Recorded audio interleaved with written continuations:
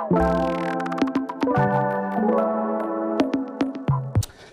back to Mpensenpensenmu. That's the last leg of our conversation. Mamenka will say, Joy News Habitat Fair. No, so on the 12th of September to the 14th of September. You better a good park a Accra Mall, Joy News EcoBank Habitat Fair. They're tosso and yeah, they brown. So we see you dying, so we see you dining. So what was I say? And you're my power team, the SU Darby team, the CCU them. Sound common na you could do on the 12th of September, copying the 14th of September. You will quite say virtual security Africa, security for all, safety and home solutions. You think of a door, we have it. Superlock Technologies Limited, you deserve the best. DPS Pipes, connecting you to life. Elegant Homes and General Construction Limited, where quality meets value. Gold Key Properties, transforming the landscape. Ayuda, Ghana's #1 app service. App Bakope. Services be brave. Special Gardens, Memorable Living. DBS Industries Limited, we truly are your root experts. Door Masters, the best indoors. Lesh Fortune Limited, unleashing luxury with perfection, one space at a time. LandlordAfrica.com, bringing the real estate industry to your doorstep. The builders market, bathroom, get it right. Right Horse Energy Limited, let's build smarter energy together. Masters in solar installation. Syntex tank, air strong, air tough. Interplus, we make sure water reaches you, even space. Clifton Homes, beautiful homes, wise investments, and Western Villas, where dream meets reality. Sa in Mekuina, as we are so conscious, Yadisa Komowi, bro. And there's another release I have to quickly bring to the notice of Ghana Water Company. Robert Zuma Akwaba, lawyer Botri, also Akwaba. May quickly, I'll get back to you guys and then we can talk much here. So that's from Ghana. Okay, so from the office of the minority leader to the managing director, Ghana Water Limited, request for urgent restoration of water supply to a Futu municipality. And the whole thing is, I write to urgently draw your attention to the disruption of water supply in the Futu municipality, which has persisted unresolved for more than 2 weeks. As of today, that was yesterday, I can confirm that majority of the communities within the municipality still remain without the supply of potable pipe-borne water. This prolonged shutdown has created unbearable hardship for the population of over 140,000, and its effects are being felt across the sector of community life. 1. Public health. Hospitals, clinics, and health centers are unable to maintain the minimum standards of hygiene required for patient care. The risk of outbreak of cholera, dysentery, and other waterborne diseases has escalated sharply. 2. Education. Schools and tertiary institutions are struggling to operate in the absence of safe water. Sanitation within educational facilities has broken down, with direct implications for the health and safety of pupils and students. Households, families are compelled to rely on irregular and costly private water supplies. Vulnerable groups, including children and the elderly, bear the heaviest burden, with basic domestic routines now disrupted. And 4, economic activity. Small businesses, particularly food vendors, hospitality operators, and artisans, are unable to function, resulting in loss of income and a wider slowdown in local commerce. The absence of water supply has compounded sanitation challenges, heightened the risk of outbreaks of waterborne diseases, and is threatening the overall socio-economic well-being of the municipality. In the light of the above, I respectfully request that your outfit provides immediate clarification on the cause of this disruption and, more importantly, when residents should expect uninterrupted water supply to be fully restored. I appreciate your prompt attention to this matter and look forward to your swift response. And it's from the minority leader, copied to the Ministry of Works and Housing and Water Resources. There are some checks, and amongst the causes, this issue of illegal mining. So we'll get back to that. But what about Zuma Kwaba? A confirm to say. Mine, Major also a confirm boko. Bibia come on.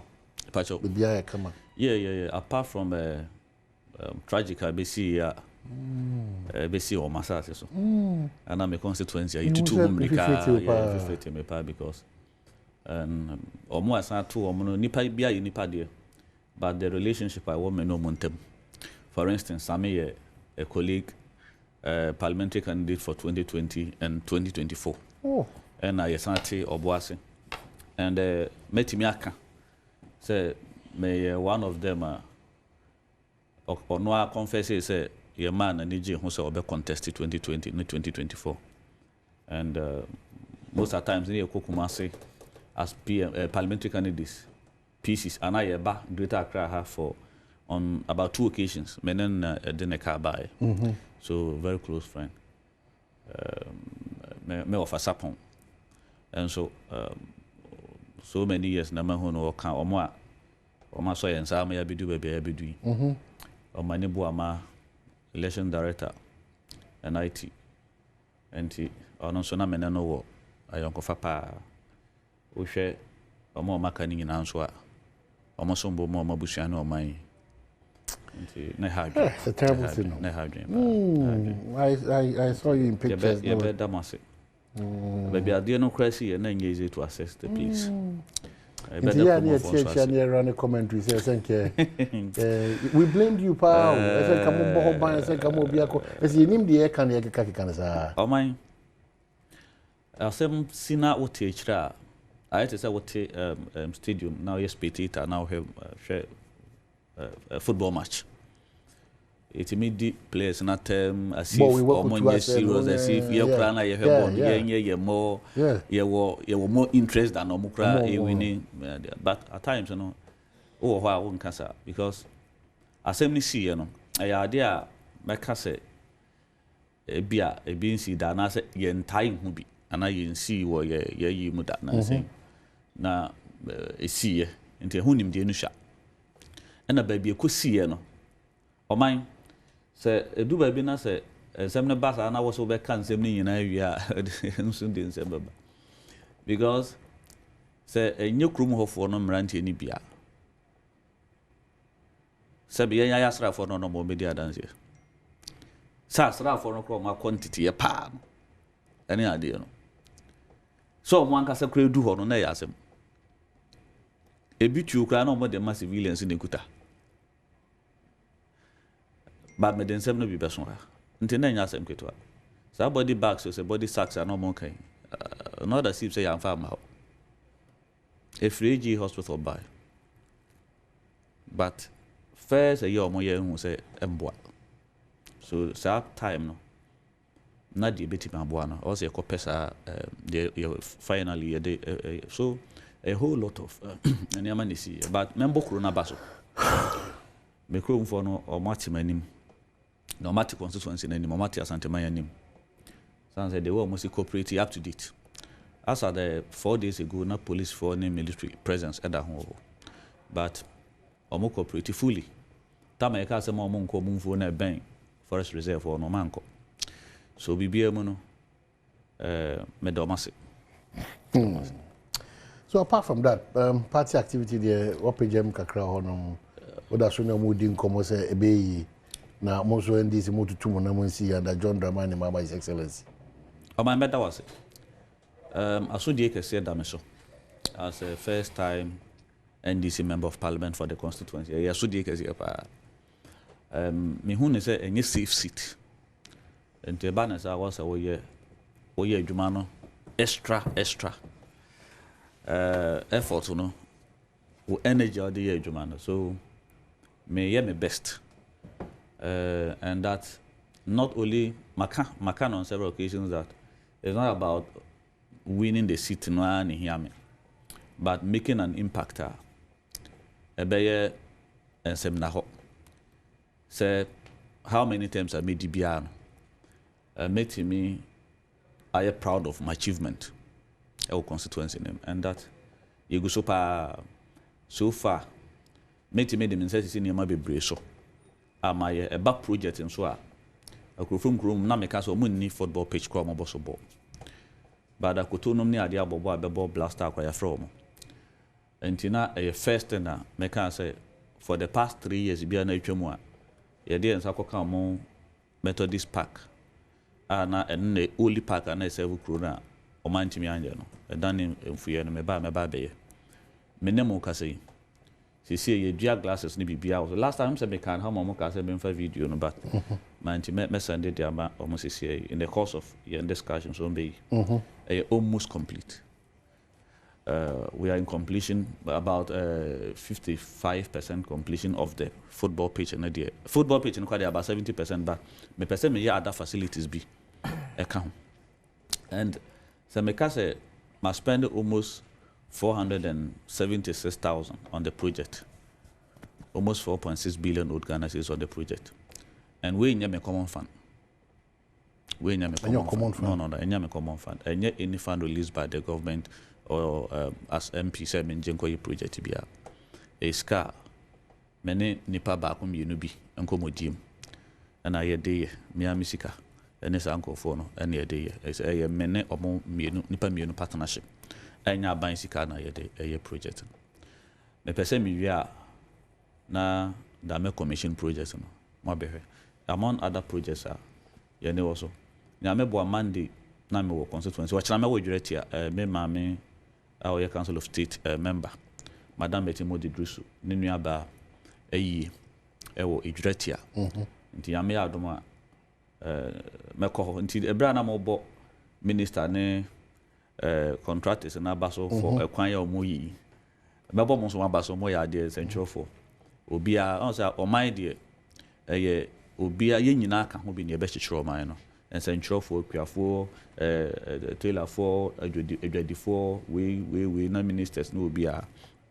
And Tisa Sikaya to me over or about $77 million a year release the amount contract I was a so because not over quite so now we are show. And then so before we must and so I asked for Inti or more into a quadrate Monday, your constituency ho. And my name is District Chief Executive. I say there are 2 weeks. Ebe to all the communities. Na yakohe. There was a yebiano. Ya no makudi ongomo. Omanya first and second tranche of common farm. Mensume diaba. Enti yebe hedi me di kakra metumi dia ye di ono so betumi edene di no. Ye common farm no obetumi edia ye. Okay. We want to build a new Akrofum. Okay. Okay. So Mamenka also Akrofuma. Now your Akrofum need this year, be part of this conversation. They hear Akrofum. The who say, oh yeah, the office into Adom on 0302 211 equals 4 0302 211 equals 4. Lawyer Kwaba. My name is Sante. Bibi aboko. Na me ado me hu na che. Good. Ampa. Since you say you Dr. Baomiech. So he's winning, eh? Oh, he's winning. I mean, okay. Mr. Memma Ushim. Edi mabon kuma yi. They always honorable say. O ma be me pesiri pa. Me pesiri pa. O wa no pe dia ansa na me ba wa 7 man fa konye so na me nchia wan kasa na me nchia honorable na. Am say honorable akasa. Na me de say waji asem ba kwa tum say ni seat na ekita na rented seat. Enye safe seat, we are said the baby Ojina, not one dada or one. A beboa. The OEBM.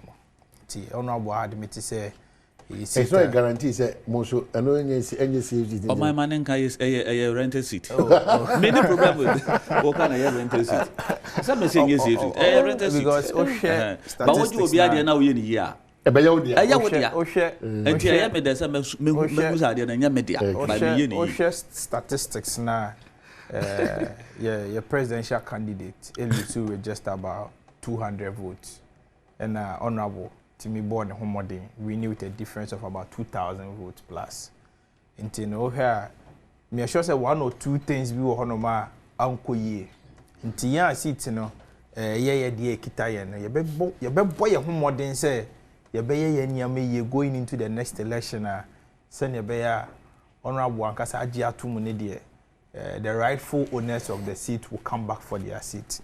So, my acrophone ceremony there, let me say, you better than I about acrophone politics. But I must say, Honorable is doing well. I've listened to Honorable a couple of times, and I think, as a first-time member of Parliament, and easy.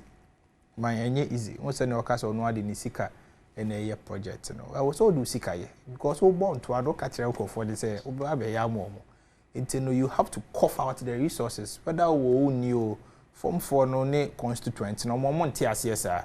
A human that comes with that kind of sacrifice. Once or more some of mine, I did this for more while or some NDC phone quan or some more. When any MPP phone quan, so ABA or some more, some Ghana for a while for Mintino would give him that respect and that encouragement. Said, on Koswana, on some Ghana for a while from now. Beside His Excellency Dr. Alhaji Mahmoud Bawumia.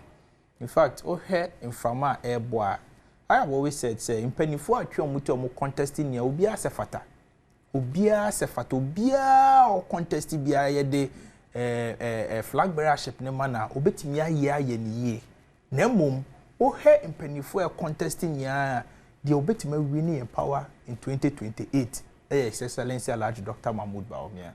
They are the most prepared candidate. One who say Obedi Mampeni, His Excellency Alhaji Mahmoud Bawumia. I didn't think Mekasa. Dr. Mahmoud Bawumia has been part of Ghana the last 5 consecutive presidential elections. If it is 2008, ABC 2024, now no year dia 2 years. In 2008, on an year candidate Akufo-Addo running mate. Obo Ghana hand to any na. Ordinary Juma to her as Deputy Bank of Ghana Governor. Eba bebo candidate Akufo-Addo Echidom.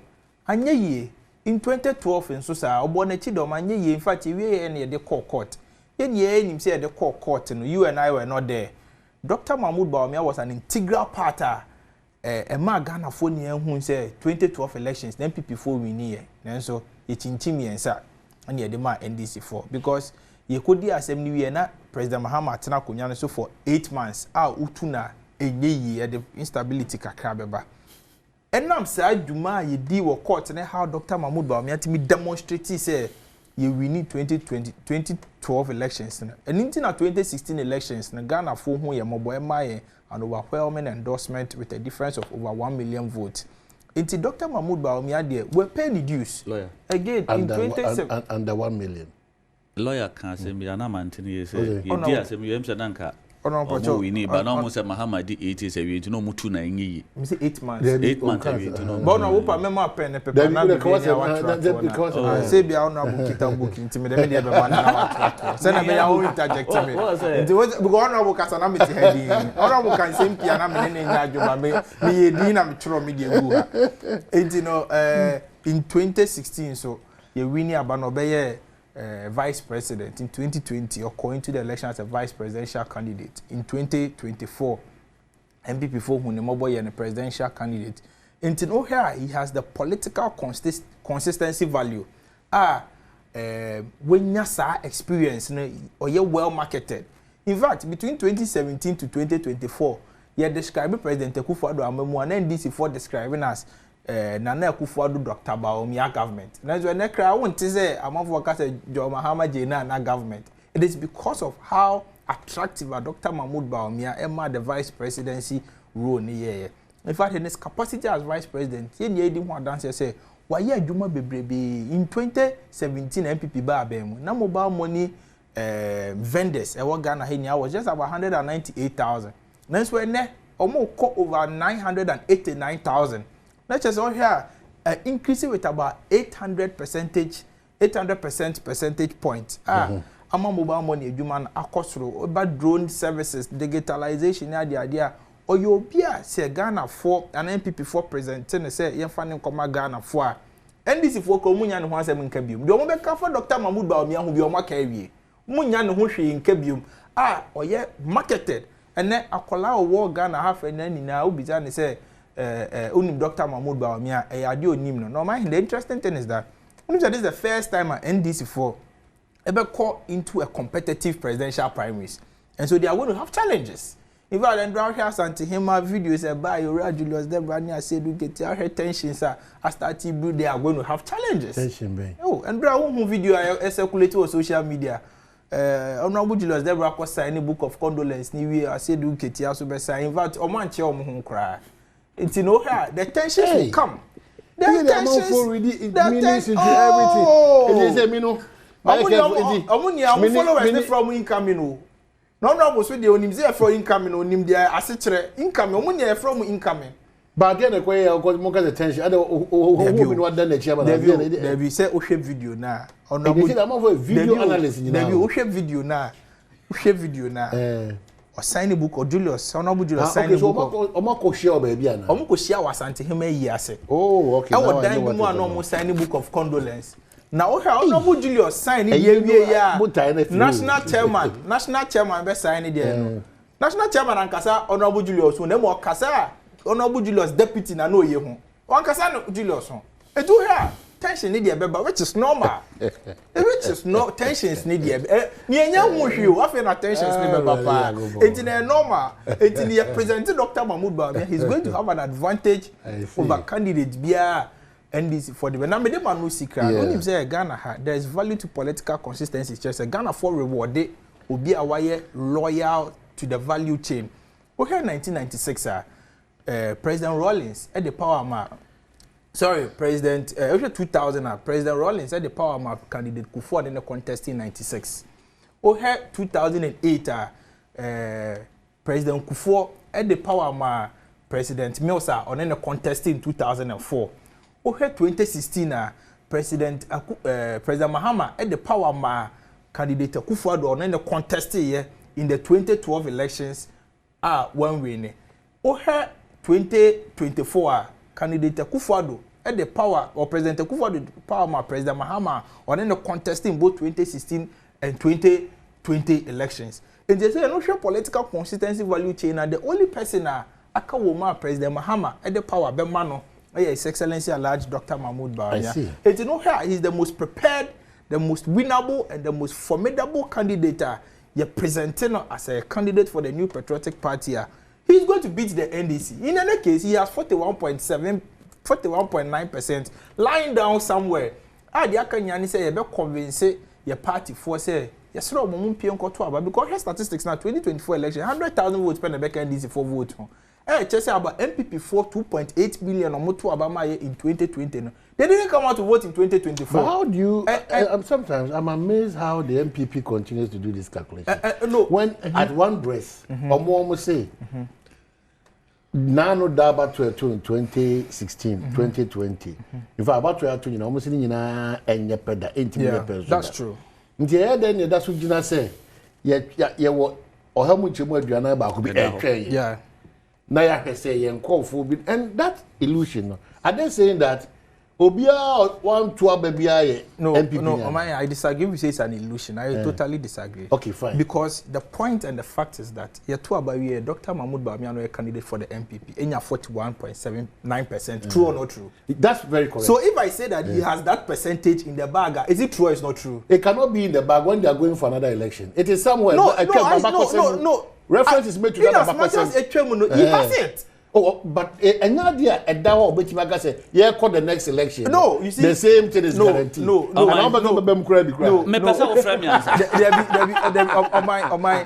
is the figure. So it is his figure. A daho.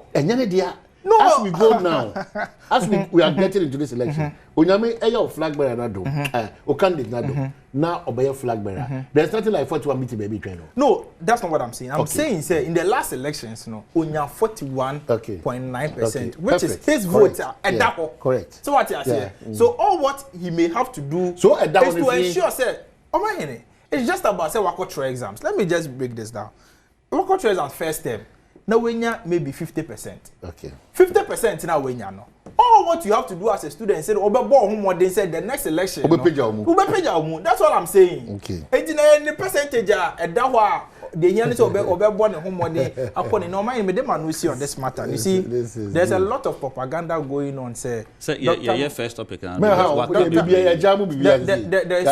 a lot of propaganda going on. Say because of the religion and then the tribe. Until I won't win the election, until we shouldn't repeat. I'm sure we've gone past that. That doesn't hold water. No, but let me just dispel that. You see, Dr. Mahmoud Bawumia has said, and he has told me in confidence, say, baby, I'm making a meeting. Say, research beat me prove say the religion and the tribe into no lose 2024 elections, and he will not contest the MPP flag bearership race. In any case, you talk about a Professor Okwe report, and then a report about. There is nowhere to say ethnicity and a tribe accounting you lose 2024 election. Conrad Hubbard for Germany for the more research about. There is nowhere also tracer. Ashanti region report. Chairman Sabosu more report on the by. Baby I know tracer the tribe and the religion count. In fact, Musa Dankwa Kraso then a report by. Baby I know tracer religion the tribe. Account. Indeed, those arguments are emotional and sentimental arguments. Count. In any case, over 16 regions in across the country, MPP vote decline over baby Ashanti region, nip over 800,000 Uncle Tuaba for the MPP. Oko Eastern region, nip over 500,000. Oko Central, nip over 400,000. Oko over Greater Accra, nip over 500,000 Uncle MPP for. I vote in 2020 no. The party said they free move in 2020 and 2024 no. Over 500,000 and Uncle Tuaba. The only region I vote appreciate here was the Northeast region. A region I now a candidate in the free. I had dominated by your candidate, serving the chromo for and then the religion for. And so to make the argument say because of the religion and the tribe into no Lucy and a very porous argument. And again, as MPP members, we should be very mindful about some of these arguments because it's coming from internal people. These are some of the arguments I am hearing here, about cripple the MPP. It will have consequences on the MPP. Where you feel as an honorable, this one you shouldn't have a bite about it. Oh my! Honorable can't performance and me okay, be actually, but I mean, there's a topic, no. Oh, good. And he made himself why about 20 minutes or so. No, no, time. My Okasanamity, look at Sabi. But me watch, me a fan of watch. But time now, I na eto de be almost 6 minutes. Oh, we treat you. Bobo project I will see acrophobia. No topic. Yeah, I am they say. To say an MPP for because on your mere communicator be a sabu. Once your communicators be crowd one bank, flag bearers and I say. By way a communicator of free one cemetery muno. Free papa them and one crack in confidence and some on papa no crack just say or you're very close aid to the flag bearer. And he say no more Jenny. See na flag bearer, Jenny. Say o nipa 41 point something percent wo mugu dem wo tum safo ano ekuta no. That is your understanding, which is fair. That's your understanding. That's not what I said. Figuratively. And say do wa omukotu o ma mo abudi ka kura kotu ya kama ma mukotu egu ho o political interpretation na so wa kotu ama nti egu ho nti do na wa kotu kura dia o ye the serious political interpretation na o ye na ye wo wadwe which you are entitled to maybe very good in terms of interjection ya there but me no ba na o say wo na me kasa wo ka bia ma me nka bia okay wo jaya meka kakra na mama waka na ya ye no in the form of enkomodie basa wo se ma menka bia wo bo me yem kra menka bi enti edu me so me make sure say wo so ma me kwan me so me tu sen a but you agree say media no be that is the rule of the game you agree say media no draw na that wa mo bi once I gusa o ya na wo de usakra na say menka say bi na me nim de ntia menka say bi enti lawyer nya botre but o misinterpret media mo right be as the fact no no kra de ma akwanya na bajo ma nko lawyer nyabotre because I go quarter obe sora kase bia ubusa kwan obe your objection dia menso objection dia so the court no reference court objection I just say you go court regional I just say judge our preside I do me ma kwan say what it cause enti bedase say na MPP for dwene dia ene agro no be ye de papa me mete so omo ka wo na ya na menim say ye nnua eduase nkommo ne kwankwan nnuase damiase nkommo ba every headquarters na aba so ma dwen ye omo say omo tupununum ekuta 47.42 or 41 point something or 46 point something egudem omo dia NDC de ni one crowd dem afa ne ye adwuma kope bi enti obi okoto abama NDC bia na wansa nkoto abama NDC aye lusu aje so okoto abama NDC na omo nkoto ma MPP ba wom ya na de wo mo wo ho mo nkoto bi omo dia sa no mo adwen yo omo the subject matter in politics human being nipa dasani no or you unpredictable nipa dasani yes politics in mathematics 1 + 1 equals to 2 no na de human science taste and preference within second sir etimesesa enunti na ye work of phobia na omo no mu di NDC anim ene wo hwehwe omo NDC mu a omakodi another political party near one phobia even they were founding fathers of the NPP and they are no more with the party. And he, as a politician, men didn't that so constant supporters be your baby. No. Man, that is how I made my politics 17 years in it. From the grassroots branch. Youth organizer, secretary, communication, that time propaganda, Constituency, organizer, secretary, presiding member. And I'm just a quick clarification. Tell me why the deputy propaganda. What's this Sabrina? Now a propaganda secretary. Sabrina party is no propaganda. But now me propaganda secretary. But it explains why. But the more mutie and you know you and then na we can there na. Me MPP before mo hweme so me fa mo pen ne paper no ma tie nsem na me kan bi no ma twra ebebo me say there's no constant supporter or voter obet was we dey we to no so 100% one obetime wu what you say two obetime asesa na adwen anytime. And when I started giving them warning, I will make constituency say, "Ye be city no." So that time, puna me any interest say, "Me ba be contest city no." But now me based on their performance in terms of how we develop a constituency. And now me more warning. So me ya propaganda. Send you no person okay. Me ya propaganda. O man, you imagine you almost a crew for me or more headquarters e o mo dia. No, man few not a kilometer of road up to near Menoka say. I think you go kwanso. Yeah, the contract is good kwanso. Yeah, say baby. Not a kilometer of road. And omuti tu omoko ho dada. Enuntina ya friend ko fobi da achen so mani hene da no. Sebe nya we o man hene tina make o de o man hene. Obuso cassette o man. Obuso cassette. The obuso cassette. No, so don't cry more than the just your friend of mine hene say so nyo hene. Why you doing that?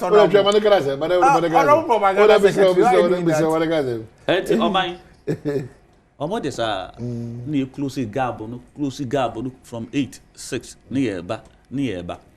And me lose it 2020 elections and me catch it almost a this it. My winning seat no. Say this is some man opportunity contest me winning seat no. What is the no more mpinika? Well to me 3,500 vote. No or cheme 1,000 kra. Aka 25. E wo hwa na fe du ba bi na hunahuna na say wo cheme 2,500 da so no kra. Aka 2,000. Me so me na me say me ni vote bia. Me 8,000 na me nya ye no. Eni hobi. Afi na me kwape fufura ye dey. Aba. Omo no mo so omo nya 11,000. Me dey omo 11,000 na da ho me 8,000 no. Ayira na me kwape dey aba. Adwin mentality am dey come elections.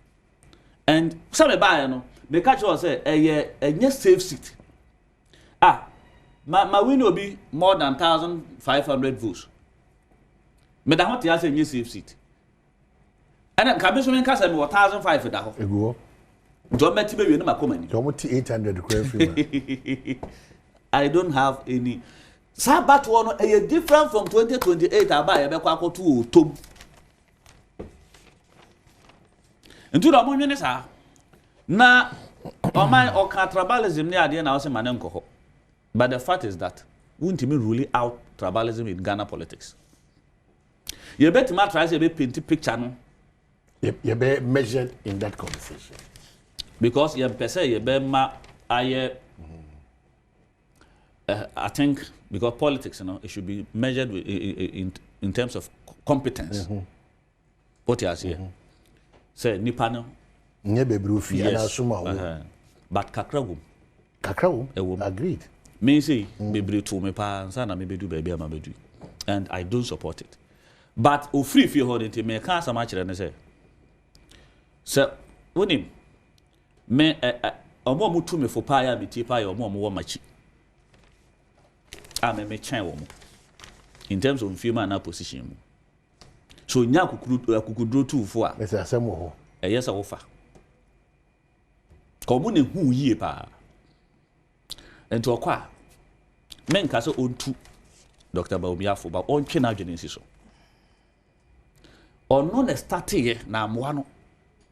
Nti wokọ na ni mane nye bio. Because bra okaka say ono na ebe ye first Muslim. Kramoni obedi president wa Ghana ndi kramofo nsore no. Na ye religious politics. Amobi a meka nkyere me say wa anka okay. Na nye healthy politics. Political message. And omu preaches idea no. And your mind say, and I'm so say Adom obi ade zogo voice ni nyina eba. Mo kan ya e page ana na obi be kan bi kire mo a. Mo so obi be ya tribal politics. But research bia anti mi anka say baby Bawumiafo ni no soma ofiri mu eha omo bia no enye credible research. What do you know? Oman me say research bia ye betimi akata research so na wo ka say o say Mpensenpensenmu fund is research ba or the research e betia Dr. Bawumiafo ba bonding. Oh, they say they want to kasa. Oh, Oman o say Mpensenpensenmu o ko ka say secretary Japan nya 12% to 1% kra. So be resign so nya den dey bi obeye no wanwa. Kennedy nya be 32%. Onu ni mpedo to oba me constituency na o campaign de Bawumia. Those who support Bawumia 200%. Idea bia ni wa omokoya omode beba and the leadership no omokoya sa research ho control we nyina ba no. Omo nyina na omo ye Bawumia omo sa de ne ba. Nti Musa da. Nti bibi omokote ya na fa tribalism na efa religion ho bia ni wa. Ye tro to people no so. But me say obian conduct independent research. No me country me say tribalism, religion and play role in Dr. Bawumia defeat. And you may play role in the incompetence. Oh, now we catch there say Yabong. And I will say you beat my all the propaganda with the economy, the exchange rate, a base expose here, and I'm a boy. Okay. And now my lectures are who do be brave. Or by the first 100 days or so, we lecture come and also watch $1. Send a Omukuta 41 was a 41 one model good there, my mode keen in mass at time. IGP, I think Asante Pier 2 or something, appear 2. I stand to be corrected. And I'm mode keen command. No, with the keen command. No. Dollar and G keen be yena on Namna for the Uyachin Ukrumha. Or no soon tea. According to Nanado Danko Akufo-Addo, His Excellency the former president, say, "Unimdie in managing the economy into Nobefa Obai, and you are super." And myself, as NDC organizer then, 2016, it got to a time. Now we did hear about me, say, "Only bit manage the Ghana economy." So you Dr. Bawumia, we use the economy as the yardstick. Obaya under your tenure, your regime. Under your leadership, managing the economy, Ghana is sinking to the worst ever in our history. Emma credit rating agencies rated Ghana economy junk. With Baumia as president and as a day. While me can't say oh, you're president and now you're president or che dollar no de no come you know. While me can't say oh, you're vice president in 20 mention dollar. Senka Nonado dan kwa na kache say watch dollar no. And anka yes ah, nke be ka say nye Baumia na che dollar no. Na wakɔhwɛ dollar no Baumia ho. Dr. Baumia ho. Enti o man media oh, there be a mpa no correct. Omon creative stories. You can say chief of staff wa bo you can say I said you get ya so abono. Eno de be we know omon power. Omon kan mo. Nipa mienu ne omon nam omon ya delegation omon tena the same plane mu see from. Omon tena the same plane mu see from. Say no na be sa tete politics no. Many ya brand here. Eni kwa say yakoso bi.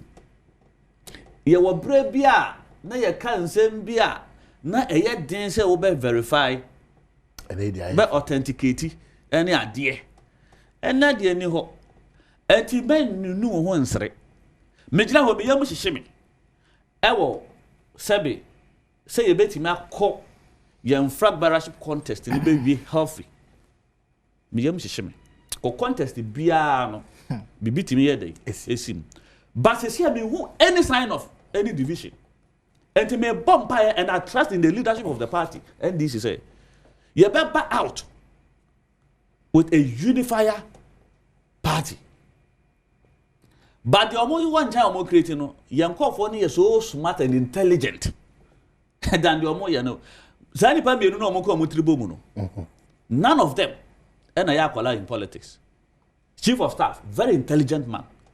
General Secretary, first chairman. I said very, very intelligent. But more family Chrome this year in Kano because okay. When I would declare Honorable in fact, me nipa me pen asem. And yes, me pen asem say my makasa me koto aba man say onye fra but obey regional minister wa Shante region. Me pen asem. So me maintain say we declare. It's on. As I'm sure for the demu hu na doso. Minti me nka da bia na but onwa be kan. What you say? Minti me nka aya na da. When I say last time we declare on asempa. Yeah. But me afi na me ne be hia ko ye akope o say me ho yekuafo. Yes, to fertilizer say. Nto ono akra frame me say parliament one day parliament also wo frame me na onyame. Efiri won so me ne no try say be hia ye ntimi hia. But me nya sure say and bet me aka asi so say on declare. Okay. Ebi ana na ne ye bi. E na mo obi dwene. E na o ye presidential material. What's the NDC mu no? Ye wo mo doso. Ye ka omo a omo wo the qualities. Finance minister mo fa nka ho man boy. You see, and wa ka say be wi no be nemu be 16 17. And wa na ye be declare say. So na wo kra ye be ti. Oh me the president but men do ho. And me ntwe me mu. And it all said they come. No. Me what say wo sua na mo wi a ye mfa dompe start wi. So sua na mo wi a. No. Wo si me no start kope dompe. And also a typical dache hin. Politics never say never. Me started politics no. Na ma adwene say me be ye polling agent 2008 to first and second round nyina. Na me ni any idea of going into politics. What you say? On na buy was no kwante dey odi anfa dey. Ade no tinchan wa adwene also obi. After nyina. Wakasa 30 say wakasa ni amhwe time. But na bi o me the education and the mamu amu party. Enti oman. Yeah. Me nim say me nuate hai. Ba bia wonwene nuye no. And make kire no, ma ne nka da say eya de bone dia eya man na yesom and na kwanya mama nya na mesom constituency no say ma me kwan say me mesom o man na you have to na say sabi nipa mo o man no fi say ana mo wo mi kum fi say me wonimdi me wa ho fa metimi aya enti me need any presidential ambition me na ma propose but me na me propose na me be ko so the next level peja me to the next level sir. Oh my 2 p.m. short chow. Yeah. Now what's I so me body din wa. Or me yonko pa brebo. Or her program. Yeah. Also boy Juma. But kai so or na me be share with Dretia. Pacho you. 2 p.m. chow. Community boy say also a test com president data link university tema. Also, you've done a great job, not Chow. Also, Baumia is next to lead. Oh my, I think say, my Pacho Adarama. If I have the NDC should know that we are not in campaign mood again. Nana do Baumia government, they've done their part. Kwesi Reynolds were gonna. Hey, what you framing you and Juan what you media? Okay, Pacho Mitchell. You see, honorable can be which I disagree. Some American now, Mambo Mitriman Kabibia.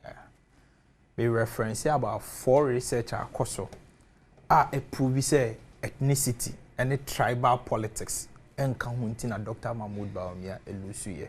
Honorable Kano, he only just said the any then now or kakeke and our kana. But you see, I made this honorable can say now wakaniano. And you should send a message to MPP for a team. I say, who per candidate back when this is for thrown by Dr. Mahmoud Bawumia. Gonna bet na yon can dia ba kokra na ban you. Nemo bet na Dr. Mahmoud Bawumia. We are not discussing the NDC. Be fair. You laid the principle that we should exercise the and you told me that you will not sit here for me to lie. Write it down. Honorable, write it down. No, Honorable, I wrote it down. I kept quiet. Honorable. This is second round. First round, me jail ma oye me be kasa wa mama nkasa. Okay, so Mankasa.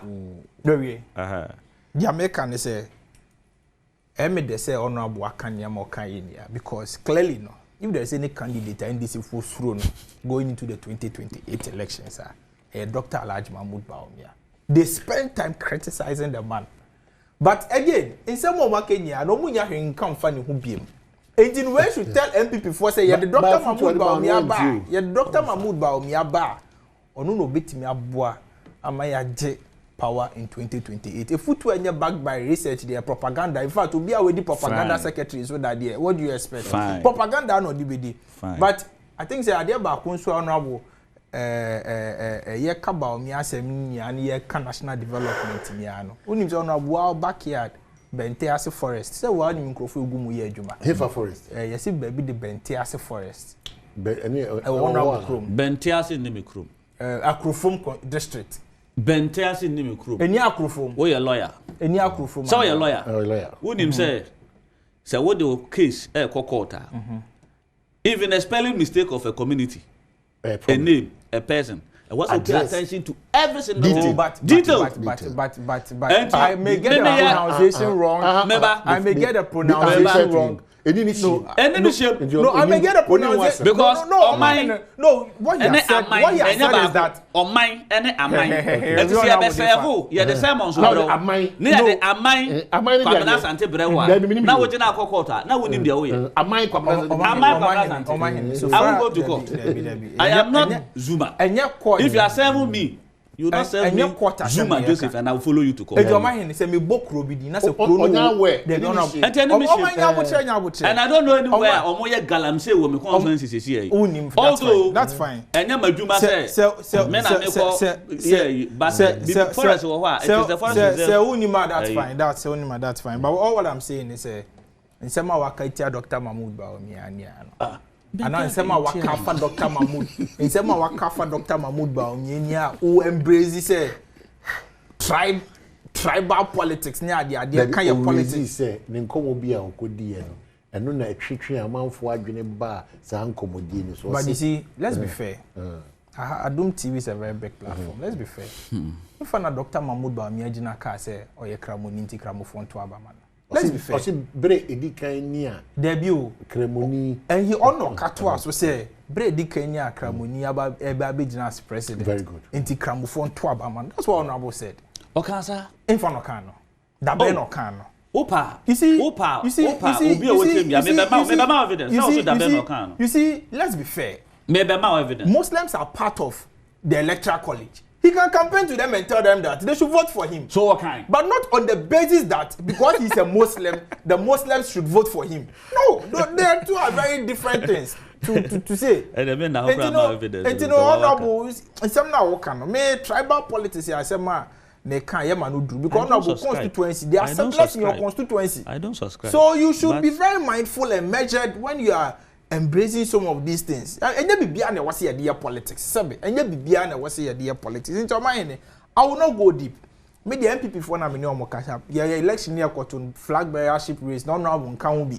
Then so no bet now why campaign. Etia Dr. Mahmoud Bawumia. If we say no na the party for suro no. Into MPP for ye pesi ye nya power 2028 dia. Nkrofo a NDC for suro mu na honorable endorse say NDC for suro Dr. Mahmoud Bawumia. Ono de was say MPP for ye nya kan ho bom. Na ye de ne ba. Na aban a ekoso a nsem omo ka say MPP for ye nyom omo say MPP for ye na tiny an omo ba no mu repeat the same mistakes. Eno na was MPP for ye adwen koso na ye timi betu omo oman hene in 2028. Intimi mama no me mama kasa what was Dr. Mahmoud Bawumia said dey here no maka honorable can decide to go ahead and do his propaganda, but I am speaking to the party people. Munim say Dr. Mahmoud Bawumia is the best threat. Honorable can decide to campaign for other candidates, which is fair, which he is clearly doing, which is very, very fair. Into no, my, into same when the me kosupi me the man no be see here. My hene kabina sante. My hene kabina sante. My. Honorable for honorable with Dr. Bawumia asem no for there be a corner stop it. Yeah, time criteria. Oh, when you yoko, I think so. Omai ni yoko sense na ekoso no. You quite. Won say odi kan boss say oni nuaba ni din komo no ka say obia ne dia asem to na we say hwe kwan ya de be fa so. Sabi Omai hene kwabena asante say yoko. Omai introduce that topic we bra make am again. We the boni bia we say 30 seconds na go. Enya 30 seconds kra. One starting my be wasa until we refer to you. O de would bia na makasa. O ye honorable tin e ma asa. Enya honorable tin. There be honorable tin so no democracy there. Enya honorable asem ye ti he will represent a big political party mention and fairness. Omai hene so be cast NDC for through Dr. Bawumia. Oh, Dr. Bawumia asem subi. What is the obsession with Dr. Mahmoud Bawumia? Why? When I say yes, no, why? Honorable. And I'm saying, what is your problem with Dr. Bawumia? No, what is your problem with Dr. Bawumia? My dear, you Dr. Mahmoud Bawumia say. No. To me, manage Ghana economy. No. And not you because any person be a BMP for being the piano. Sam Kwamaya. Na come on, nipa kro no be president of Ghana. What is your basics for saying that? And to want to manage the economy. But you slow na you slow no. Another one reason you slow no say. Omahene. Obema MPP for no. Omahene. Do na anya broken heart de bia. Because this is slow. Nipa mo say you slow no. Broken heart that's slow about. Oh, I'm not tell you okay what they dey make na atie for. Me na me wo floor. Omahene. This is so low. Me na me wo floor. Let's not even go. Omahene. For the first time you got to let's not even go there. 16 regions in Ghana. 16 regions in Ghana. Oh my goodness. 1, 2, 3, 4 regions. Mo candidate na anti-man wini mo parliamentary candidate back up pe amana nyampi free ho. 1, 2, 3, 4, 5, 6, 7, 8.